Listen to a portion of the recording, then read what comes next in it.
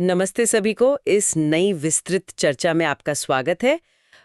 मैं आपकी होस्ट हूं और आज हम एक बहुत ही दिलचस्प विषय पे बात करने वाले हैं। जी, और मैं इस चर्चा में विशेषज्ञ के तौर पर आपके साथ जुड़ा हूं। आज का विषय सच में बहुत ही व्यवहारिक है। हाँ बिल्कुल। मतलब क्या आपने कभी सोचा है कि कुछ लोग बहुत ही कम समय में ना एक नई भाषा में इतनी अच्छी पकड़ कैसे बना लेते हैं? और कुछ लोग सालों तक बस ग्रामर की किताबों में उलझे रह जाते हैं। सही बात है। अक्सर हमें लगता है कि फर्राटेदार अंग्रेजी बोलने के लिए ना हजारों शब्दों का वो डिक्शनरी वाला ज्ञान होना चाहिए।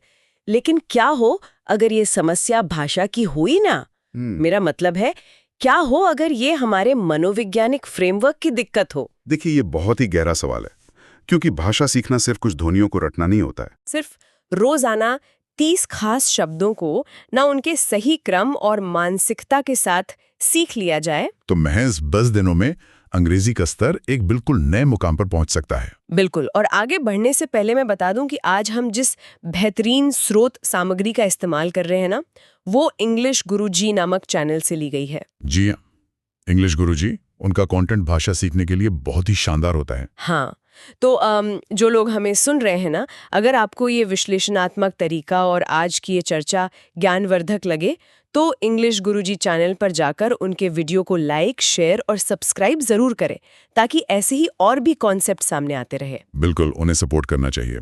तो चलिए इस साइकोलॉजिकल और लिंग्विस्टिक ब्लूप्रिंट को खोलते हैं। इस सोर्स मटेरियल की सबसे खास बात मुझे ये लगी कि इन्होंने 30 शब्दों की ना सिर्फ एक लिस्ट नहीं पकड़ा दी है। हाँ, बल्कि हर शब्द को एक एक्शन वाले वाक्य में पिरोकर एक पूरा माइंडसेट तैयार किया है। और यही वो जगह है जहां ज्यादातर लोग गलती करते हैं। वे डिक्शनरी लेकर रट्टा मारना शुरू कर देते हैं, बिना ये समझे कि किसी भी नई भाषा की नींव उसके शब्द तो होते हैं, लेकिन उन शब्दों को दिमाग में टिकाने के लिए एक फ्रेमवर्क चाहिए होता है। एकदम सही। ये 30 शब्दों की सूची सिर्फ रटने के लिए नहीं है। ये असल में हमारे सोचने और किसी नए कौशल को अप्रोच करने के तरीके को बदलने का एक पूरा टूल किट है। तो चलिए इस टूल किट का पहला बॉक्स खोलते हैं। सामग्री की शुरुआत जिन 4 शब्दों से होती है, मैं उन्हें क्रम में पढ़ देती हूँ। पहला है अचीव यानी हासिल करना। इसका वाक्य है I want to achieve success, यानी मैं सफलता हासिल करना चाहता हूँ। दूसरा है इम्प्रूव यानी सुधार करना। वाक्य है I want to improve my English, यानी मैं अपनी अंग्रेजी सुधारना चाहता हूँ। ठीक है। फोकस ऑन योर गोल यानी अपने लक्ष्य पर ध्यान दो। और चौथा है एफर्ट यानी प्रयास, जिसका वाक्य है हार्ड एफर्ट ब्रिंग्स सक्सेस, यानी कड़ी मेहनत सफलता लाती है। बिल्कुल। अब देखिए, मेरी यहाँ थोड़ी सी आपत्ति है। कैसी आपत्ति? मतलब ये जो 4 शब्द हैं, अचीव, इम्प्रूव, फोकस, एफर्ट, ये तो बहुत ही जेनेरिक लगते हैं ना। किसी भी मोटिवेशनल स्पीकर की वीडियो में ये मिल जाएंगे। भाषा सीखने के एक प्रोग्राम में सबसे पहले इनका क्या काम? मैं समझ रहा हूँ आप क्या कह रही हैं। क्या इसे हम एक तीरंदाज की तरह देख सकते हैं, जो पहले लक्ष्य पर फोकस करता है, फिर कमान खींचने का एफर्ट करता है, अपनी तकनीक को इम्प्रूव करता है ताकि लक्ष्य को अचीव कर सके। अरे वाह, क्या उदाहरण दिया आपने। आपका ये तीरंदाज वाला उदाहरण एकदम सटीक है, और आपकी आपत्ति भी बहुत लाजमी है कि ये शब्द मोटिवेशनल ज्यादा लगते हैं। हाँ, वही तो। लेकिन अगर आप न्यूरोसाइंस के नजरिए से देखें तो किसी भी कठिन कौशल में इंसान तब तक सफल नहीं हो सकता जब तक उसका रेटिकुलर एक्टिवेटिंग सिस्टम उस लक्ष्य पर लॉक ना हो जाए। अच्छा, ये रेटिकुलर एक्टिवेटिंग सिस्टम क्या होता है? ये हमारे दिमाग का वो हिस्सा है जो फोकस तय करता है। बिना सही फोकस के किया गया कोई भी एफर्ट या प्रयास सिर्फ ऊर्जा की बर्बादी है। जब कोई व्यक्ति ये तय करता है कि उसे क्या अचीव करना है, तभी वो इस बात का आकलन कर पाता है कि उसे कहाँ इम्प्रूव करने की जरूरत है। बिल्कुल। इसलिए ये शुरुआत सिर्फ मोटिवेशन नहीं है, बल्कि दिमाग को इस लंबी प्रक्रिया के लिए तैयार करने का पहला कदम है। यानी ये सिर्फ शब्द नहीं है, बल्कि एक तरह का मानसिक वार्म अप है। एकदम सही। तो अब अगर दिमाग वार्म अप हो चुका है और एक्शन लेने के लिए तैयार है, तो जाहिर है कि अगला कदम उस एक्शन से मिलने वाले आउटपुट की तरफ होगा। जी। हमारी स्रोत सामग्री ठीक इसी दिशा में आगे बढ़ती है और अगले 4 शब्दों को सामने लाती है। 5वां शब्द है रिजल्ट यानी परिणाम। वाक्य है your result depends on you, यानी आपका परिणाम आप पर निर्भर करता है। छठा है क्रिएट यानी बनाना। I want to create something new, यानी मैं कुछ नया बनाना चाहता हूँ। 7वां है लर्न यानी सीखना। आई लर्न इंग्लिश डेली, यानी मैं रोज अंग्रेजी सीखता हूँ। और 8वां? 8वां है प्रैक्टिस यानी अभ्यास। प्रैक्टिस मेक्स परफेक्ट, जिसका अर्थ है अभ्यास आपको परफेक्ट बनाता है। बहुत बढ़िया। लेकिन मुझे यहाँ क्रिएट शब्द थोड़ा अजीब लग रहा है। हम तो एक भाषा सीख रहे हैं ना, इसमें कुछ नया बनाने या क्रिएट करने का क्या संदर्भ है? क्या हम महज नियमों को कॉपी नहीं कर रहे होते हैं? देखिए, ये बहुत ही दिलचस्प सवाल है और अक्सर ना भाषा को लेकर यही सबसे बड़ी गलतफहमी होती है। हम सोचते हैं कि भाषा सीखना मतलब एक टेप रिकॉर्डर की तरह जानकारी को अंदर डालना है और फिर प्ले कर देना है। हाँ, ज्यादातर लोग यही मानते हैं। लेकिन असल में भाषा एक जेनरेटिव प्रक्रिया है, यानी निर्माण करने वाली प्रक्रिया। यहाँ एक बहुत गहरा संबंध है जिसे समझना होगा। जब हम कुछ लर्न करते हैं यानी सीखते हैं, तो वो सिर्फ जानकारी को ग्रहण करना होता है। अच्छा। लेकिन वो जानकारी तब तक हमारी अपनी नहीं होती जब तक हम उसका अभ्यास या प्रैक्टिस ना करें। और अभ्यास का अंतिम लक्ष्य सिर्फ रटी हुई बातों को दोहराना नहीं होता, बल्कि उन सीखे हुए नियमों और शब्दों का इस्तेमाल करके अपने खुद के नए वाक्य क्रिएट करना होता है। ओह, मतलब आप अपनी भावनाओं को, अपने विचारों को एक नई भाषा का रूप देते हैं। बिल्कुल। जब लर्न और प्रैक्टिस आपस में मिलते हैं, तब जो असल रिजल्ट या परिणाम सामने आता है, वो है आपके अंदर कुछ नया क्रिएट करने की क्षमता का विकास होना। क्या बात है! ये नजरिया तो पूरी तरह से बात को बदल देता है। क्रिएट करना मतलब अपने खुद के विचारों को उस नई भाषा में आकार देना। जी, हाँ है। शायद इसीलिए सोर्स मटेरियल का अगला हिस्सा सीधे उस मनोवैज्ञानिक रुकावट पर वार करता है। अगले 4 शब्द है। 9वां बिलीफ यानी विश्वास करना। वाक्य बिलीव इन योरसेल्फ यानी खुद पर विश्वास करो। 10वां है चेंज यानी बदलना। चेंज योर हैबिट्स यानी अपनी आदतें बदलो। 11वां बिल्ड यानी बनाना। बिल्ड योर फ्यूचर मतलब अपना भविष्य बनाओ। और 12वां है डेवलप यानी विकसित करना। डेवलप योर स्किल्स, अपनी स्किल्स विकसित करो। ये बहुत ही महत्वपूर्ण चरण है। अक्सर देखा गया है कि लोग बदलाव से यानी चेंज से ना बहुत घबराते हैं। उन्हें पुरानी आदतों में एक सुरक्षा महसूस होती है। क्या खुद पर विश्वास ही वो असल इंजन है जो हमें इस डर से निकालकर अपनी स्किल्स को डेवलप करने की हिम्मत देता है? एकदम सही पकड़ा आपने। मनोविज्ञान में इसे कॉग्निटिव डिसोनेंस या आइडेंटिटी शिफ्ट कहा जाता है। आइडेंटिटी। हाँ, जब कोई व्यक्ति एक नई भाषा सीखता है, तो उसे अपनी एक नई पहचान बनानी होती है। उसे एक ऐसा इंसान बनना पड़ता है जो गलतियां करने से ना डरे। अच्छा। जब तक हमारे अंदर ये बिलीफ या विश्वास नहीं होगा कि हम इस नई पहचान को संभाल सकते हैं, तब तक हम अपनी पुरानी आरामदायक आदतों को चेंज नहीं कर पाएंगे। और जब तक आदतें नहीं बदलेंगी, तब तक किसी भी बेहतर भविष्य का निर्माण यानी उसे बिल्ड करना असंभव है। बिल्कुल। कोई भी स्किल तभी डेवलप होती है जब व्यक्ति मानसिक रूप से उस बदलाव को पूरी तरह से गले लगाने के लिए तैयार हो।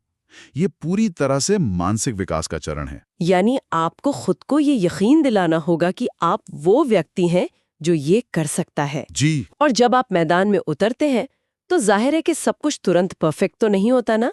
सफलता की राह में झटके भी लगते हैं। बिल्कुल लगते हैं। सोर्स मटेरियल के अगले 4 शब्द इसी हकीकत को बयां करते हैं। 13वां है ट्राई यानी कोशिश करना। वाक्य ऑलवेज ट्राई अगेन, हमेशा दोबारा कोशिश करो। 14वां विन यानी जीतना। Never stop until you win, जीतने तक कभी मत रुको। 15वां लूज यानी हारना। लर्न फ्रॉम योर लॉस, अपनी हार से सीखो। और 16वां ग्रो यानी बढ़ना। ग्रो एवरी डे, हर दिन आगे बढ़ो। ये जीवन का सबसे खूबसूरत चक्र है। पर अब मुझे फिर से यहाँ थोड़ी शंका हो रही है। क्या जीतना और हारना जैसे शब्द न एक भाषा सीखने की प्रक्रिया के लिए थोड़े ज्यादा आक्रामक या नाटकीय नहीं है? हम कोई युद्ध थोड़ी लड़ रहे हैं। देखिए, नाटकीय लग सकते हैं, लेकिन अगर आप एक भाषा सीखने वाले की भावनाओं को समझे ना, तो ये किसी युद्ध से कम नहीं होता। अच्छा, कैसे? कल्पना कीजिए कि कोई व्यक्ति पहली बार किसी अजनबी के सामने नई भाषा में बात करने की कोशिश या ट्राई करता है और वो एक गलत शब्द बोल देता है जिससे सामने वाला हंस पड़ता है। ओह हाँ, ये तो बहुत बुरा लगता है। उस व्यक्ति के लिए वो पल एक हार या लूज करने जैसा ही होता है।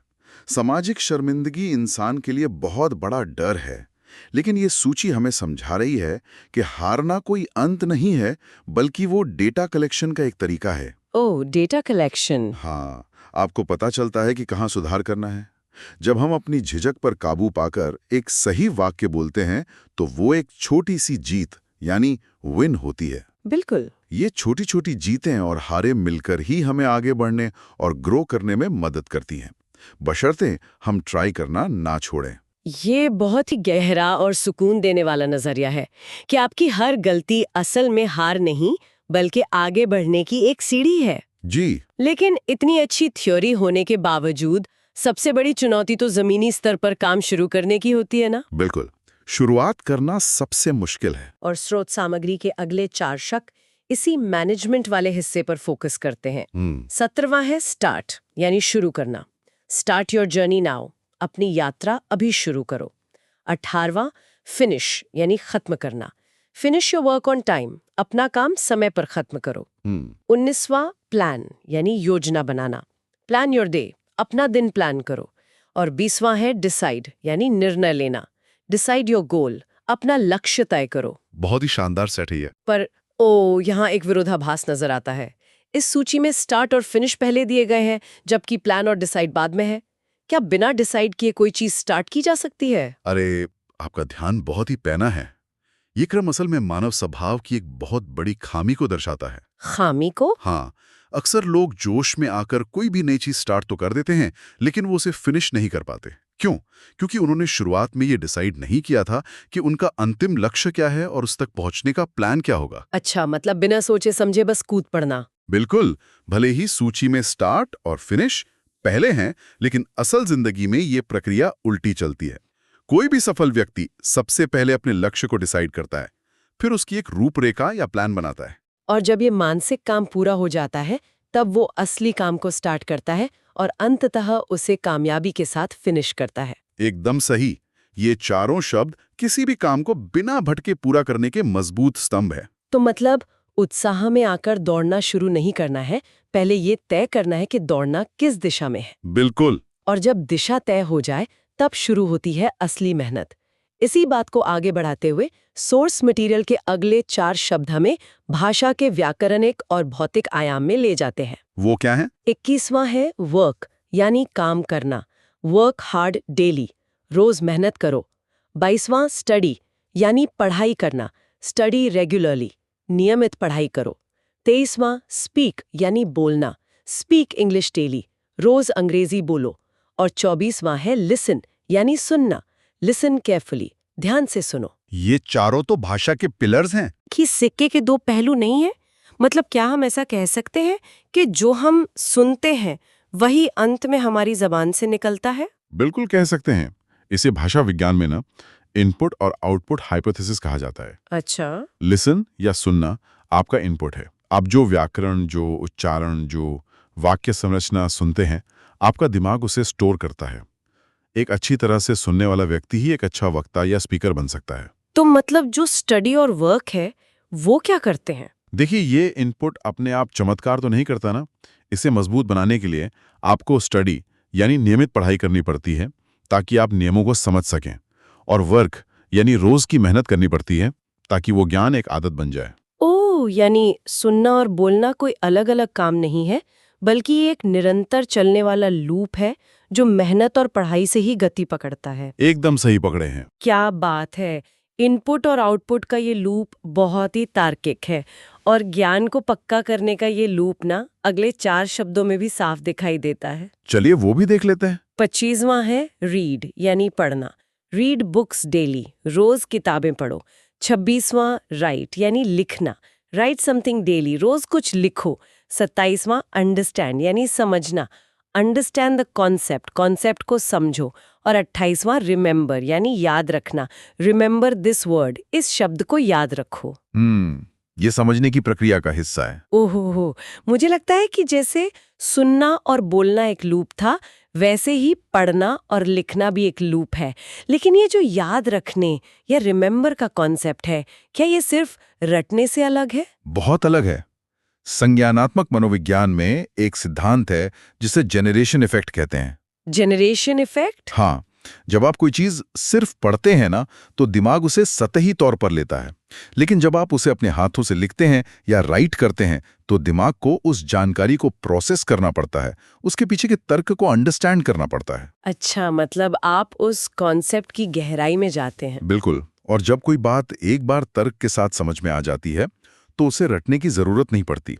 वो आपके दिमाग की लॉन्ग टर्म मेमोरी में दर्ज हो जाती है और आपको स्वाभाविक रूप से रिमेंबर रहने लगती है। यानी रोज पढ़ने और लिखने की आदत इस पूरी प्रक्रिया को सीमेंट करने का काम करती है। एकदम सही। और इसी तरह ईंट दर ईंट रखते हुए हम इस 30 शब्दों की शानदार इमारत के ना सबसे ऊपरी और अंतिम हिस्से तक पहुंच गए हैं। जी बिल्कुल। अब हमारी सूची में सिर्फ आखिरी 2 शब्द बचे हैं। 29वां है यूज, यानी उपयोग करना। यूज न्यू वर्ड्स डेली, रोज नए शब्दों का उपयोग करो। और 30वां है सक्सेस, यानी सफलता। सक्सेस नीड्स हार्ड वर्क, सफलता के लिए कड़ी मेहनत जरूरी है। ये बहुत ही शानदार अंत है। इतनी लंबी मानसिक और बौद्धिक यात्रा के बाद अब मुझे लगता है कि ये यूज शब्द ना सबसे ज्यादा वजनदार है। इसमें कोई शक नहीं है। ये इस पूरी 30 शब्दों की यात्रा का निर्णायक निष्कर्ष है। हाँ, देखिए, आपने अपना लक्ष्य तय कर लिया, आपने डर पर काबू पा लिया, आपने जीत हार से सीख ली, आपने पढ़ा लिखा और कॉन्सेप्ट्स को समझकर याद भी कर लिया।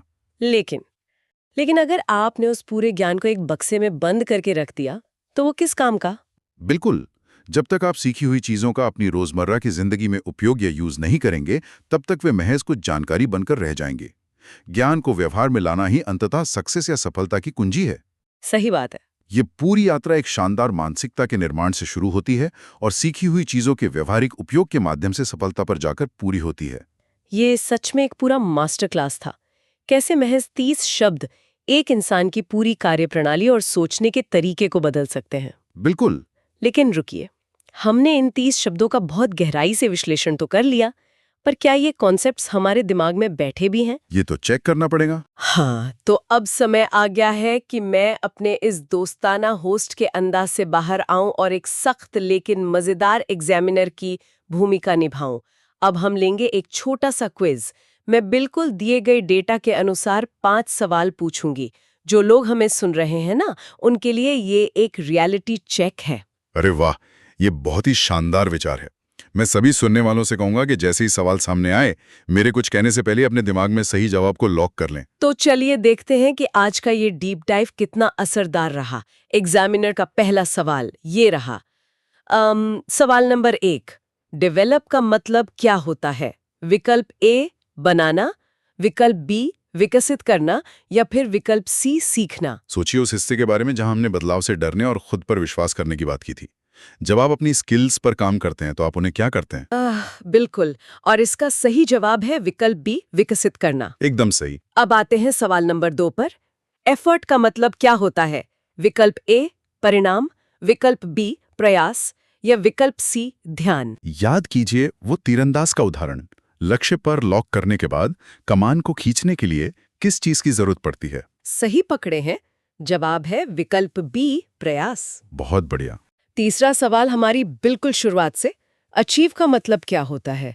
विकल्प ए सीखना, विकल्प बी हासिल करना, या विकल्प सी बोलना। ये तो उस पूरी यात्रा का वो अंतिम पड़ाव है जिसके लिए हमने अपना सारा फोकस सेट किया था। एकदम सही, और इसका जवाब है विकल्प बी हासिल करना। जी हाँ। अब है सवाल नंबर 4। फोकस का मतलब क्या होता है? विकल्प ए ध्यान देना, विकल्प बी सुनना, या फिर विकल्प सी पढ़ना। वो रेटिकुलर एक्टिवेटिंग सिस्टम याद है, जिसके बिना कोई भी मेहनत सिर्फ ऊर्जा की बर्बादी है। बिल्कुल, और इसका सटीक जवाब है विकल्प ए ध्यान देना। हाँ। और अब इस क्विज का 5वां और आखिरी सवाल। इम्प्रूव का मतलब क्या होता है? विकल्प ए बदलना, विकल्प बी सुधार करना, या विकल्प सी जीतना। जब हम हार से सीखते हैं और अपनी कमियों को दूर करने की कोशिश करते हैं, तो उस प्रक्रिया को क्या कहते हैं? से कहते हैं विकल्प बी सुधार करना। मुझे पूरा यकीन है कि जो लोग हमें सुन रहे हैं, उन्होंने इस टेस्ट में पूरे अंक हासिल किए होंगे। ये क्विज महज याददाश्त का परीक्षण नहीं था, बल्कि इस पूरे फ्रेमवर्क को दिमाग में ताज़ा करने का एक तरीका था। और इसी ताजगी के साथ मैं अंत में सुनने वालों के लिए ना एक बहुत ही महत्वपूर्ण विचार छोड़ना चाहता हूँ, जिस पर उन्हें अकेले में जरूर सोचना चाहिए। जी बताइए। आज हमने इंग्लिश गुरुजी की इस सामग्री से 30 बेहतरीन शब्दों का पूरा तंत्र समझा, लेकिन असली सवाल ये है कि क्या आज शाम तक, आज रात सोने से पहले आप इनमें से कम 5 शब्दों का अपनी किसी बातचीत में, अपनी ईमेल में या अपनी सोच में सक्रिय रूप से उपयोग यानी यूज करेंगे? ये बहुत जरूरी सवाल है। क्योंकि ज्ञान केवल तब तक एक भार है जब तक उसे एक्शन में ना बदला जाए। तो क्या हम सच में इस ज्ञान को अमल में लाएंगे? ये एक ऐसा सवाल है जो हर सीखने वाले को खुद से रोज पूछना चाहिए। सिर्फ इकट्ठा मत कीजिए, उसका इस्तेमाल कीजिए। बिल्कुल। और याद रखिए कि पूरी चर्चा इस 10 दिनों के प्रोग्राम का सिर्फ पहला दिन था। ये तो बस नींव रखी गई है। कल आएगा डे 2। इसलिए इसी उत्साह के साथ सीखते रहें, फॉलो करते रहें और सबसे जरूरी बात, जो सीखा है उसे लागू करते रहें। फिर मिलेंगे एक और गहरी और दिलचस्प चर्चा के साथ।